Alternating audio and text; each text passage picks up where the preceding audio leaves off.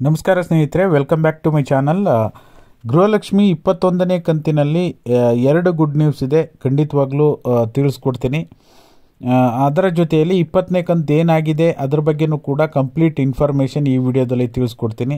ದಯವಿಟ್ಟು ಯಾರೆಲ್ಲ ವಿಡಿಯೋ ನೋಡ್ತಾ ಇದ್ದೀರಾ ಪೂರ್ತಿ ವಿಡಿಯೋನ ನೋಡಿ. ನೀವೇನಾದರೂ ಹೊಸದಾಗಿ ನಮ್ಮ ಚಾನಲ್ ನೋಡ್ತೀರಾ ಅಂದರೆ ಸಬ್ಸ್ಕ್ರೈಬ್ ಮಾಡ್ಕೊಳ್ಳಿ.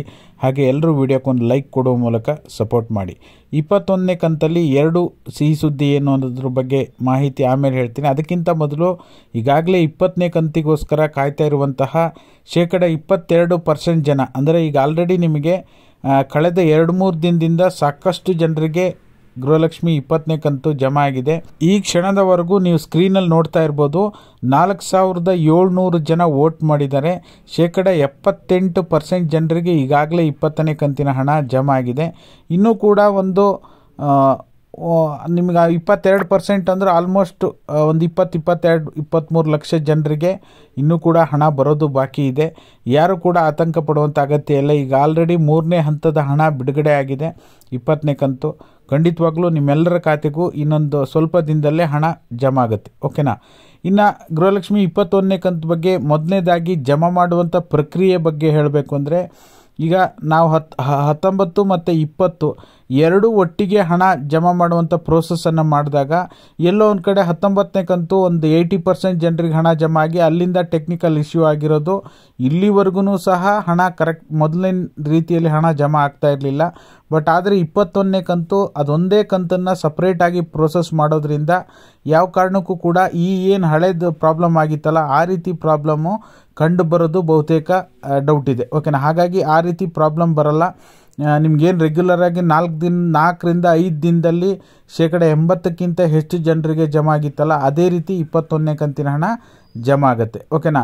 ಈಗ ಆಲ್ರೆಡಿ ಕಳೆದ ಒಂದು 8-10 ದಿನಗಳ ಹಿಂದೆ ಸಚಿವೆ ಲಕ್ಷ್ಮೀ ಹೆಬ್ಬಾಳ್ಕರ್ ಮೇಡಮು ಈಗ ನಾವು 21ನೇ ಕಂತಿನ ಹಣವನ್ನು ಅಂದರೆ ಏಪ್ರಿಲ್ ತಿಂಗಳ ಹಣವನ್ನು ಬಿಲ್ ಪ್ರಿಪೇರ್ ಮಾಡಿದ್ದೀವಿ ಅಂತ ಹೇಳಿ ಮಾಹಿತಿಯನ್ನು ಕೊಟ್ಟಿದ್ದಾರೆ. ಹಾಗಾಗಿ ಇದನ್ನು ಮತ್ತೆ ಸರ್ಕಾರ 21ನೇ ಕಂತಿಗೋಸ್ಕರ ಹಣವನ್ನು ಮತ್ತೆ ಪ್ರಿಪೇರ್ ಮಾಡುವಂಥ ಅಥವಾ ಹೊಂದಿಸುವಂಥ ಅವಶ್ಯಕತೆ ಇರೋದಿಲ್ಲ. ಈಗ ಆಲ್ರೆಡಿ ಆರ್ಥಿಕ ಇಲಾಖೆಯಿಂದ ಮಹಿಳಾ ಮತ್ತು ಮಕ್ಕಳ ಅಭಿವೃದ್ಧಿ ಇಲಾಖೆಗೆ ಏಪ್ರಿಲ್ ತಿಂಗಳ ಹಣ ಅಂದರೆ ಗೃಹಲಕ್ಷ್ಮಿ 21ನೇ ಕಂತಿನ ಹಣ ಬಂದಿರುತ್ತೆ. ಅಲ್ಲಿಂದ DBTಗೆ ಇನ್ನೂ ಕೂಡ ಪುಷ್ ಆಗಿಲ್ಲ.